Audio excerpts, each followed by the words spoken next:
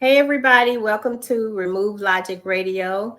I'm your host, Karen Ray Lacey, and we are back at it again, another Thursday night of Remove Logic.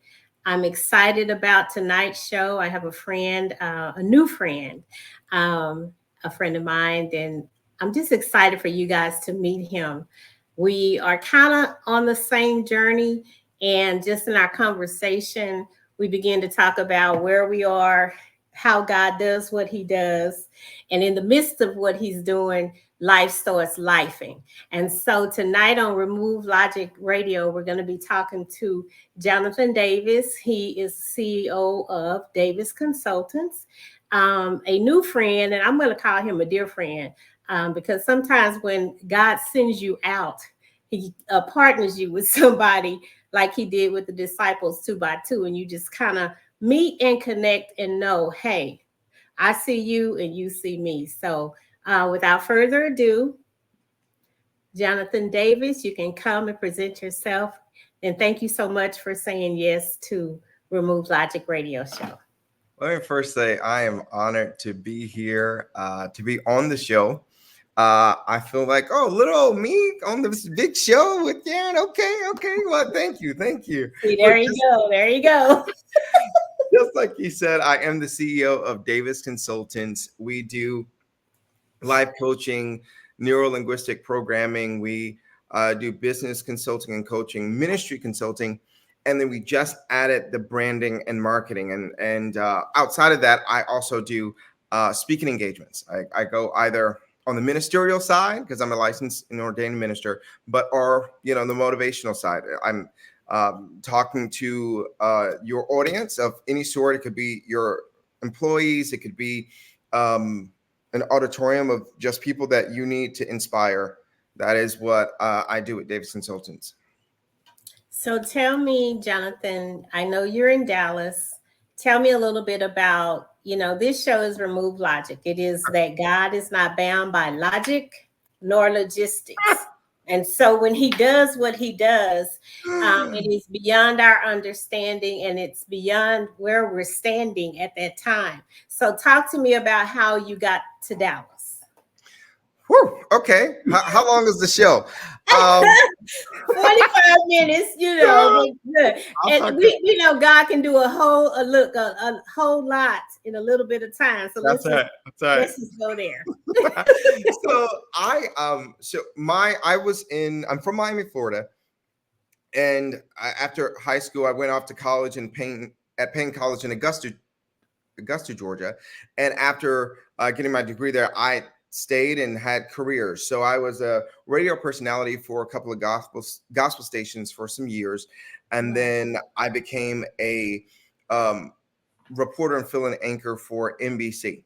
Okay. For many years. I'm saying all these, it all makes sense. All right. So, and then I became a director, existing industry coordinator for now I can't think. Okay. And then economic development, I'm sorry. And then I was a director for the Chamber of Commerce. Then I became a business banker. Wow. So within all that, in the midst of that, God started showing me how I was helping people with their business, with their life, helping them meet their goals and walking them through those journeys to get to the direction or these places that they wanted to be. And I thought he was showing me this to say, you know what? You've been doing some free stuff for quite some time. Maybe you need to start a business. And so I did. And so in 2018, I started Davis Consultants, and it started really just with the life coaching and neuro-linguistic programming aspect of it. And then he started showing me, once I became a business banker and hearing these business owners make such bad decisions because they were listening to Uncle Junebug because we trusted him and we love him. But Uncle Junebug never had a business. But we listen to him. And so a lot of us have listened to friends and family that have not had the history of having a business. So we make these bad decisions of maxing out our credit cards, running through our savings, and then having nothing or be in the red and then come to a bank to get a loan. And so all these just bad decisions that they were making, I felt the Lord telling me, hey, you need to start coaching and consulting business owners as well, because they're making these decisions because they aren't talking to the right people and they're going down the path that they don't need to go. And so I was a business banker for about 4 to 5 years. And then the Lord told me, I was in my house and it was in November, and he was like, maybe you should start, upgrading things. Like, start with the fixtures. I put a new fence in, an awning in the back, spent all this money on my house because I've been in this house. I bought this house like 8 years prior. And so I'm like, yeah, God, you're right. I'll spruce it up some more. I love hosting, so I have people over my house all the time. So sprucing up just made sense. Right. And so that was November. Come March, God is like, okay, now sell it. Now I'm like, huh? Sell it? All right. Now, So in my mind, I'm thinking, all right, well, if we're selling it, that means I need to find an even bigger house because we're going from glory to glory, because that's what we do, So I started looking around for a bigger home in the area in county and city that I was in, but I was getting pulled nowhere. And I'm like, okay, God, I'm not going to move counties because that was just my rule. Like I worked in that county. I live in that county.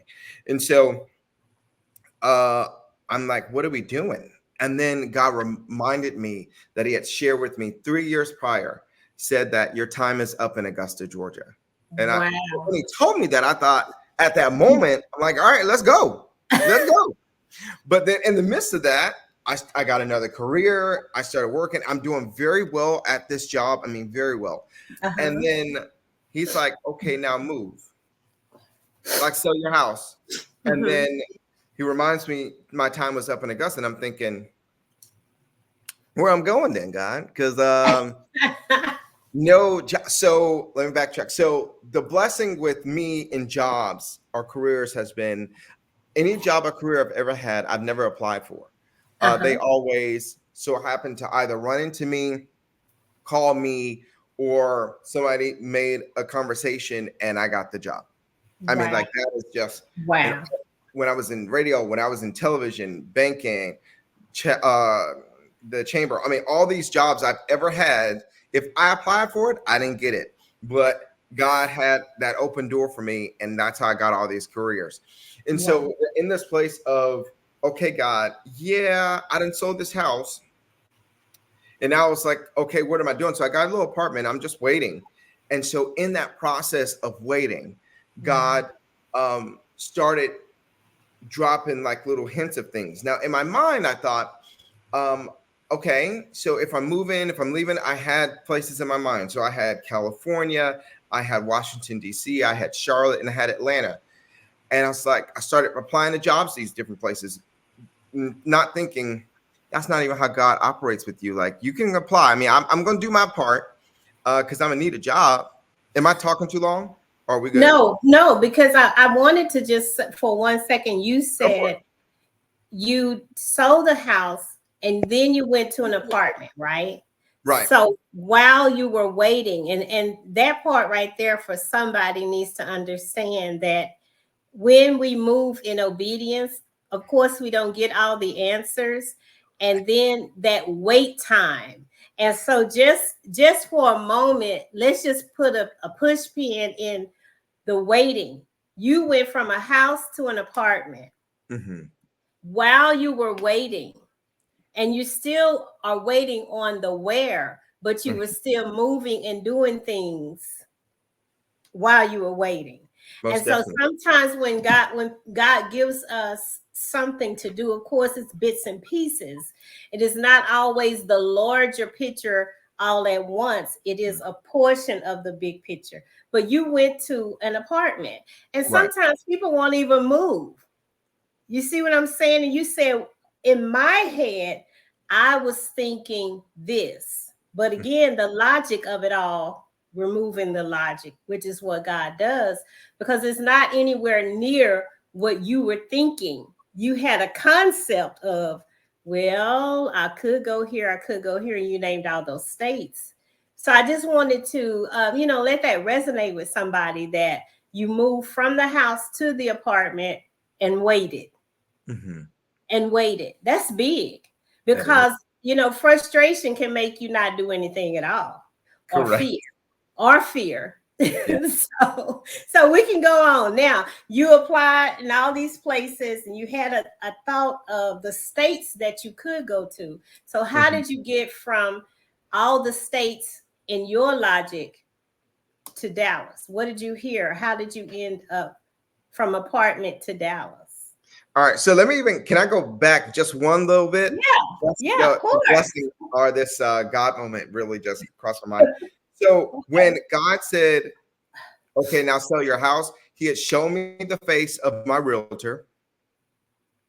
And I hit him up and I was like, hey, I want to talk to you about selling my house. Which was funny is when he happened to be one of my neighbors. And I had a realtor prior, but God Mhm. showed me this one. And I was like, okay, well, I will use him. And so we had a meeting. It was a Thursday night. He came to my house. We were talking about what I needed to do and how did I need to get in place and doing the paperwork. And he said, it's so funny. I've been feeling like God's been telling me to sell my house as well. But that's there. Now he told me, remember, God said, sell my house. I met with Yeah. him on Thursday. He said, we're Uh-huh. going to go live next Thursday at midnight, which is really Friday morning. So that week passes. Thursday Mhm. night, midnight, or Friday morning comes. Uh-huh. By 8 a.m. Friday morning, I already had hit at my house. By Friday at noon, I already had I think it was 8 or 9 scheduled tours of my house that day. Wow. By 5 Wow. o'clock, I had 3 bids for my house. Wow. By Monday morning, the 8 a.m. person was the person that bought my house. The Wow. power is this woman that was the first to see my house, that won the bid on buy my house, never Uh-huh. saw my house until she moved in. God told me to sell my house. Met him on Thursday. Uh-huh. Following Thursday, Friday morning, it comes up. She sees it pop up. She's the one that wins the bid. She sees my house the day she moves in. Wow. Didn't even live Wow. in the city or state. She never saw it until she No. moved in. She just So saw pictures. let me share with you my story. God told me to sell my house. And so I put it on the market. I had a friend to call me, a dear friend of mine from Houston, and she was like, hey, have you said yes to God about selling your house? I'm like, yeah. I said yes. The sign is in the yard.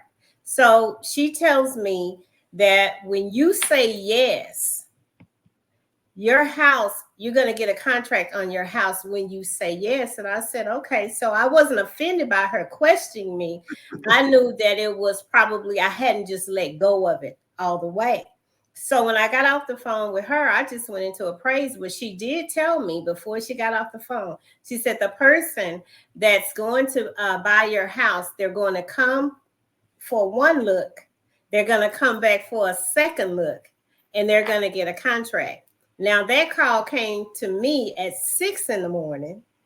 Wow. I went off to work. I had a scheduled appointment at 10 that same day. First look. Got a call from my realtor in the afternoon. She wants to come back for a second look. Wow. And she put a contract on it that same day. Full price, cash offer, no negotiation at Wow. all. So yeah, yes, I get it. I get it. When it's time to go, it's time to go. To go. And I didn't even know where I was going. So I totally understand. But at least you had a little bit of respite in yours where you had time to go sit in an apartment. so go ahead. But I totally concur. I concur. That's how similar our stories are. So go I ahead. see it. I see it. Praise God. And so I get an apartment because I'm like, I was in this place of, okay, God said move. So, and he said, sell this house. I'm thinking naturally or spiritually that this door about to open. Like I'm about to, like, as soon as I'm packing up boxes, I'm about to head on out to wherever he wants me to go. Yeah. And then one of my friends I was talking to, and he said, you know, you also have to think logically, or in this place of waiting. Okay, you still have to keep doing things. So Yes. you have to put your job in things. So you got to find somewhere to live. So doesn't mean you have to get a 5-year lease. Just get a lease somewhere that, if anything, you can just break your lease and move. You don't need to buy another house because God said you're leaving. You And leave. so I got an apartment, and I just waited. And then in that process, applying for those other jobs to those cities and states that I named, God brought to my remembrance that I had gone to this conference. I think it was a Matthew Stevens conference, one of them. And the speaker was from Texas. I never heard of her before, but she was good. But while she was talking, she had shared that she was from Texas. She had shared her church and ministry that was in Texas. And for some reason, while she was talking, I just felt the Lord say, you will be moving to Texas one day. And so if I got nothing, I mean, I did get something out of the conference, but if I got nothing out of that conference, I knew within a shadow of a doubt that I was moving to Texas at some point in my life. Wow.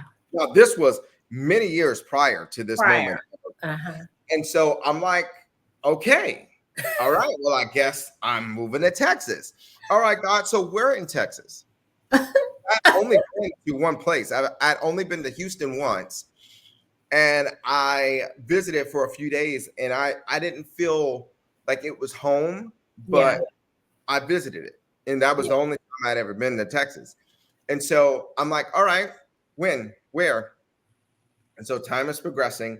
I'm taking this class for this school that I now work for. And the instructor, who is also the founder of the school, lives in Dallas.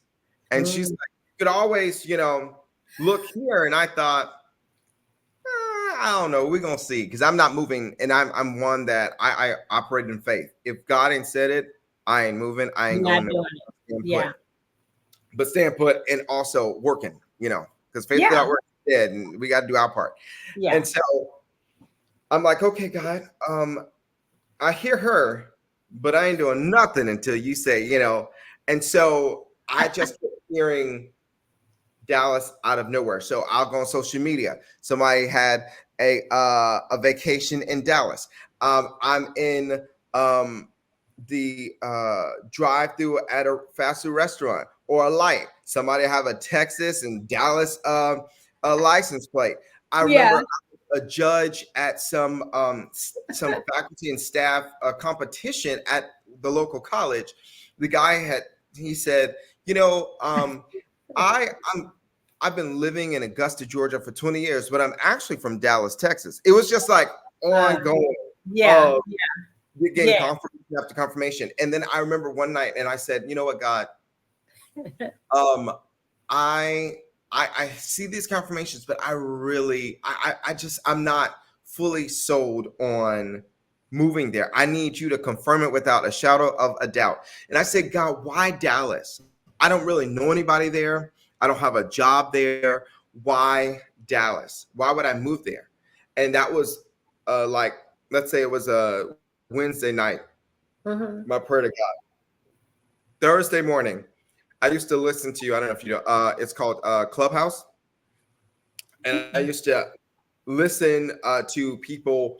They had their little rooms, and they would talk for hours. Really, it was like a conference, Audible conference every day, and I would listen to this one room, and the title this morning was God's Exit Plan.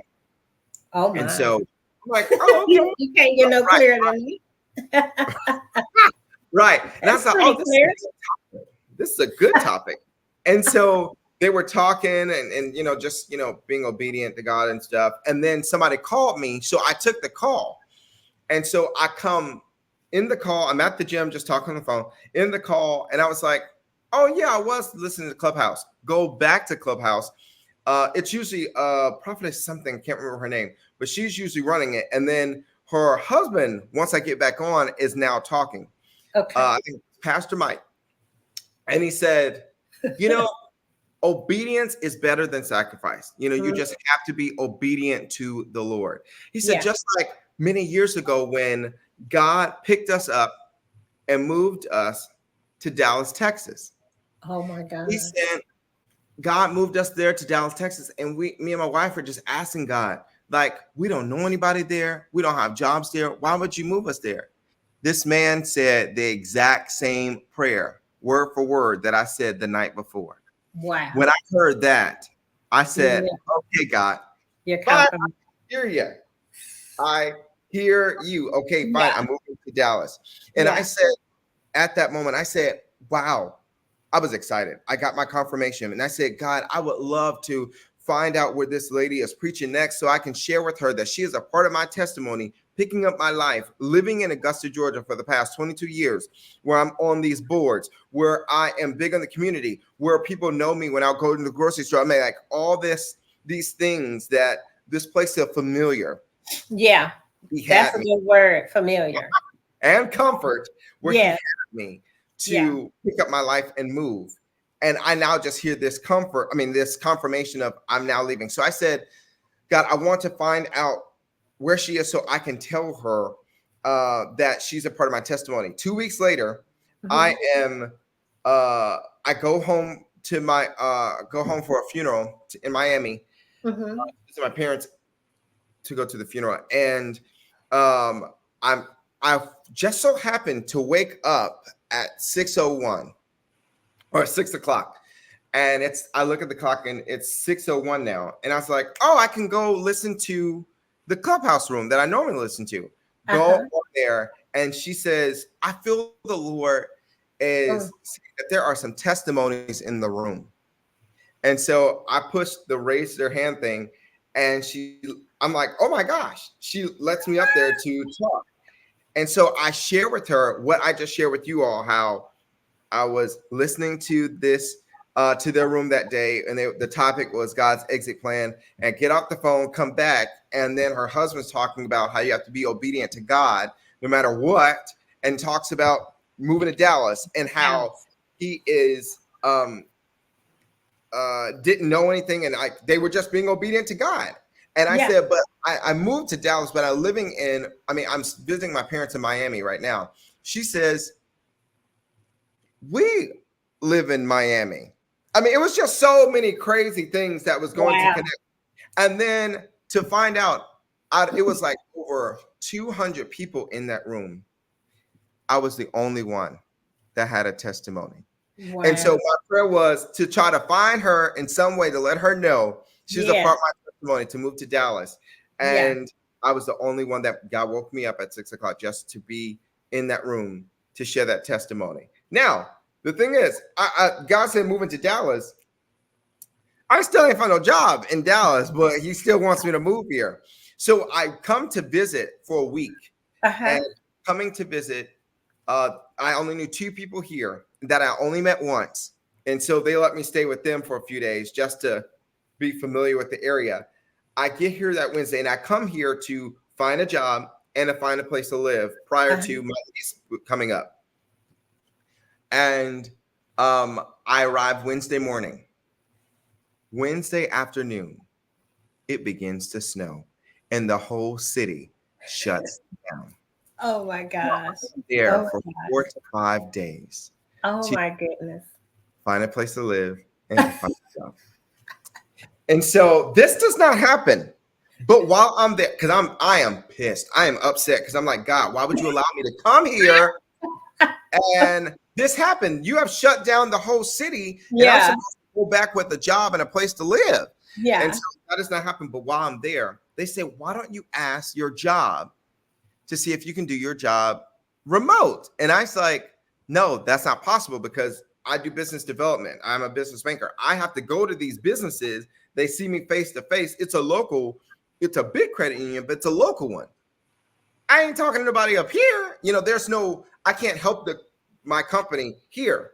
Yeah. And so They kept saying, and I was like, okay, fine, I'll ask. So go back home to Augusta.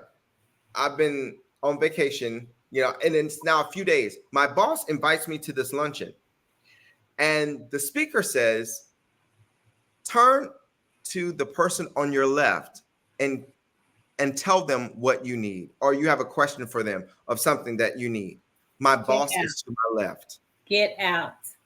And I look at her and I'm like, I do have to ask you something. Now there's other like board members of our credit union at the table. So I'm literally not going to ask her at this table. But she looks at me and she says, well, I hope you're not asking to go on vacation again because you just got back. And I'm like, no, but I do have a question. And so the luncheon goes over. I'm walking her to her car and I was like, she said, what did you want to ask me? And I was like, nervous. My heart's pounding. I'm starting to get hot. Oh my God. And I said, so I'm supposed to leave the state, but I don't believe I'm supposed to quit yet. So what is your thought on, as soon as I'm talking, she steps back and I see this, not distraught, but this like, don't tell me you're about to quit. And so I say, I believe I'm not supposed to quit, but I believe maybe I can do this job remote or hybridly. Like, what are your thoughts on that? And she looks at me and she's like, write me up a proposal and I'll take it up levels. And I'm like, what? So I'm like, okay. And so I type up this letter. I have people look at it and add things here and there. And then I present it to her. She takes it to her boss. And her boss like, really? Okay, love it. I'll fight for it. I'm like, huh? Again, my job is local. I go into businesses and talk to them to get them to come to our credit union. I'm doing this in person. And my boss has said, okay, send me a proposal. She takes it to her boss, and her boss is saying, I love it. I'll present it to the board.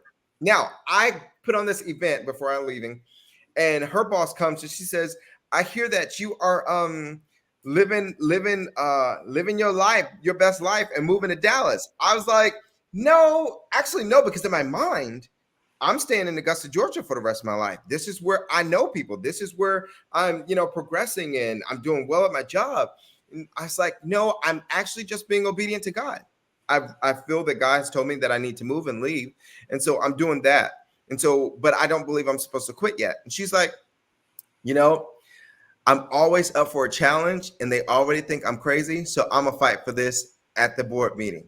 And the board approves it. The board approves it.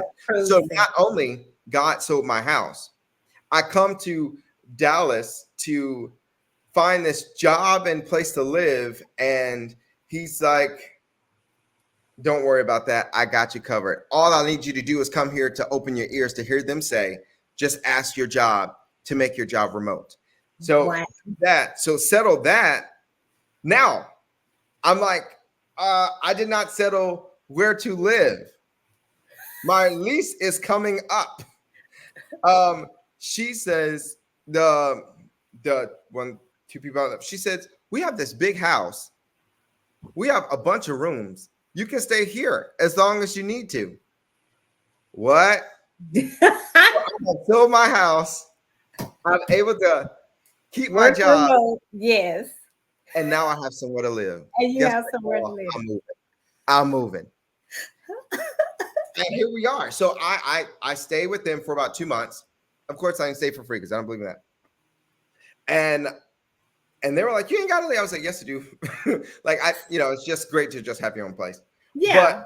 But I found my place and then time progresses and they allow me to keep my job for at least 7 months. Wow. They have some shifting in leadership. And they're like, all right, now, Jonathan, you're doing great in this, but we want to put you in a different department, still with the businesses. We want you to work on the marketing aspect. So, but we're going to have you move back, and it's going to be in-house. Wow. And I said, It God was did time not. to let it go. It was time to let it go. Listen, yes. It was time to let it go. Oh my God. It's so much in that, Jonathan. Just how God provided, and then to understand the season of letting go. Yeah. And That's still huge. trusting. That's huge. That's all I had. That's all I had was him. Man. He moved me here. That's all I had was him and me. And I was like, okay, God. Well, I knew God had not told me that I'm moving back. So I'm like, well, I'm staying. And I'm thinking, that's my checks. I ain't got this job. So where the checks coming? So this is where this place of full trust has come in. Yeah. And I'm like, well, you know what, God? I am here. What do I have to lose? I need to just now focus on my business. So I've been doing my business on the side and working my full-time job. But now all I got now is my business. The business. So I need to work it. Yeah. So let me ask you this. When I always say faith is different when there is no check. When there is no paycheck, it's a different level of faith. It's like, it's easy to say, oh, I got faith. But when it's no check, it's next level. It is. And it's really you and God. Mm-hmm. The conversations are different with God when there is no check. When he's giving you something to do and then he says, leave the job, the conversations with God changed that you had when that check was coming every 2 weeks. I'm a witness. I was on my face a lot. I was in the closet a lot. I was not talking to people a lot. Your conversation and your relationship goes to a different level when there's no money. And God is still, you're still trusting God, but the obedience level is, I can't turn back. When I look to the left, there's nothing. When I look to the right, there's nothing. But when I look up, it's everything. But everything is not manifested yet. It's not before me. So you're in this place where, okay, the job is gone. You knew I have to let this go because they made you an offer that you cannot even accept. Correct. And ain't that just like the devil to offer you something that sounds so good that you would turn your back on God and say, you know what? But God. So let's talk about when you launched Davis Consultants. I know you were working on it. And it's really interesting. That's the other thing. When God gives you an assignment, sometimes when there's a check, that assignment is like a hobby. Correct. But when he says, let the job go, and I need you to concentrate on the assignment, how did you manage and what did you do to get clients? Let's talk about stepping out into Davis Consultants, like totally there. Job gone. What did you do? Listen, I said, my first thought was, I need people to know that I have this business. Nobody knows Jonathan. Nobody knows Davis Consultants. So what did you do? What kind of leap did you make? Listen, I said, I am downloading and learning how to make a flyer. I'm making some videos. Listen, we need the whole world to know that Davis Consultants exists. Yes. So I put it out there. I said, okay, what is it that I offer? What is it that I do? I need people to know. And so I just started putting out flyers every week. And then I was, and I think you've seen my video, I do little shorts a week because I thought, well, I'm a life coach. I'm a neurolinguistic programmer. I'm a minister. I need to encourage. Wait a minute. 1 second. Tell me about neurolinguistic programmer. Okay, neurolinguistic because it rolls off your tongue so smoothly. But people need to know what the heck you're saying. So let's talk about that for 1 second. Sure. NLP, which I am. in real short, we shift the mind. We shift the mind. It's more so of Come having to on. understand. People have to understand, if you think it here, I mean, your brain, your mind's going to direct whatever you do. Also, your tongue. And so it's a Wow. place of helping you not redevelop, but really wash out all the trash that's been in there, or helping Wow. you walk through this process of, okay, I can visualize myself or see myself in this place, but I just, every time I try, I just keep thinking I can't do this. Like, I'll give an example. A person can say, I really don't like social events because when I go there, I just know everyone's talking about me. Guess what? Everyone is not talking about you. Come on, Jonathan. So helping them understand, like, no, okay, tell me what really happens when you walk in this room. Are you actually talking to people? Are you smiling? Why would you think people were talking about you? Well, walking them through that. What is that anchor that's keeping you there? And then pluck that up. You helping somebody. Come on. The anchor be, you're actually a great person. People in the room are wanting to talk to you. I mean, you have great conversation. There's no need to be nervous. There's no need to feel uncomfortable or insecure about walking in a place where you don't know people. Or let's say I can think of an example working with a client that had not slept since her sister died. She kept saying, I haven't been getting any sleep. And I'm thinking, okay, so with it, it's also ripping off the Band-Aid. So let's go back to your sister's funeral. How did you feel? What was going through your mind? Tell me some good times that you had with your sister. Let's just going through those steps and those phases of a lot of let's not stuff these things. Let's bring these things out. Actually, it's healthy to bring these things out. A lot of times we stuff so much. Yeah, we do. It's really affecting us negatively, but we don't. Yeah. Our brain, it's affecting our health because we're just walking around with all these bags. No, let's unload. And then once we're empty, let's refill it with the things that we need to, the things that are helping to go to that next level, the things that help our vision to see, you know what? My life actually can be better than what it is right now. My goal with all that, even with the neurolinguistic program and life coaching, it's like helping people understand your life can be so much better than it is right now. A lot of times, and I made a video of it yesterday, if we really think about why our lives aren't better, it's really just us. It's not, we like to throw out there, if I only had some more money, my life would be totally different. But I really don't believe that. I believe if we make some better choices, but if we actually think differently, like, you know what?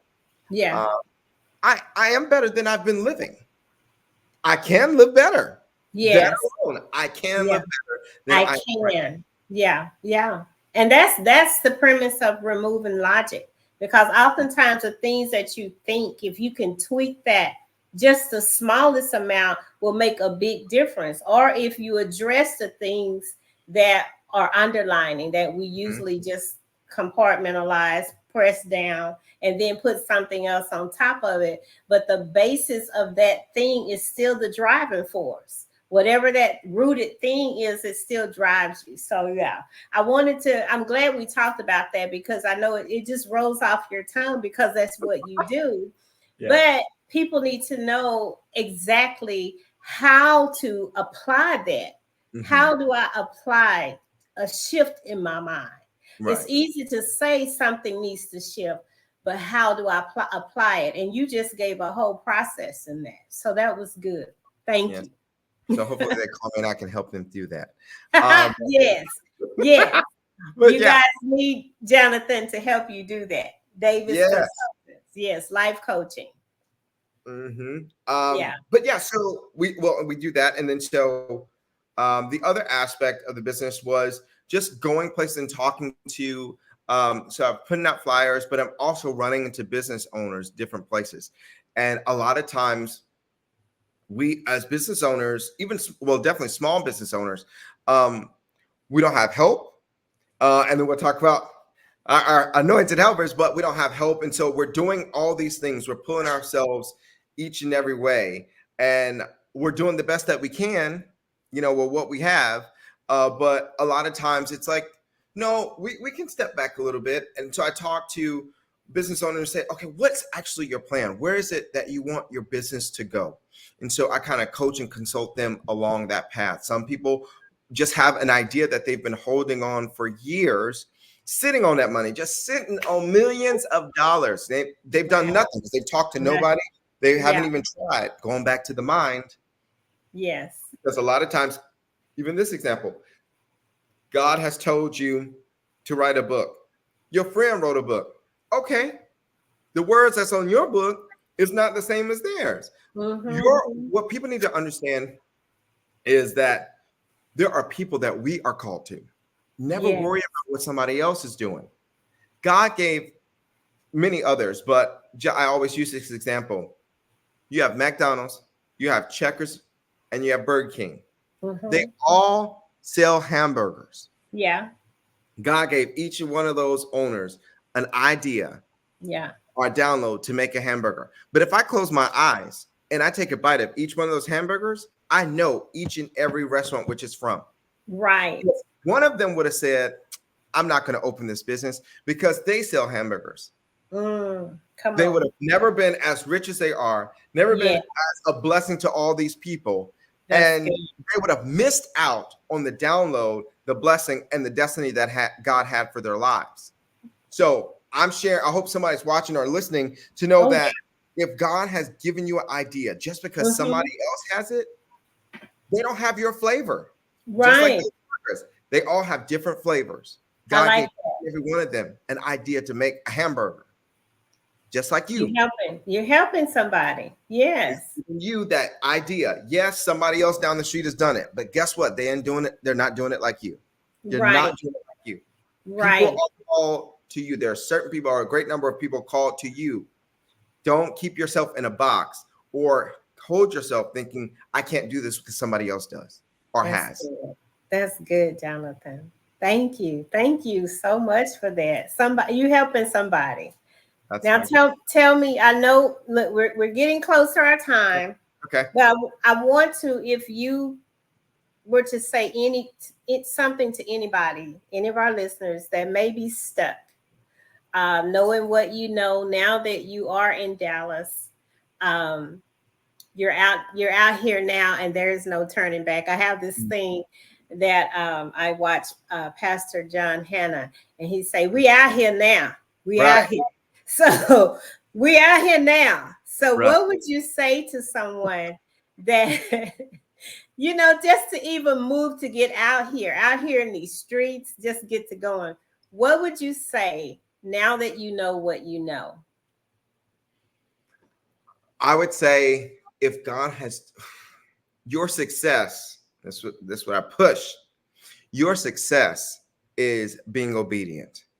If God has shared with you on, hey, you're supposed to start this start this business.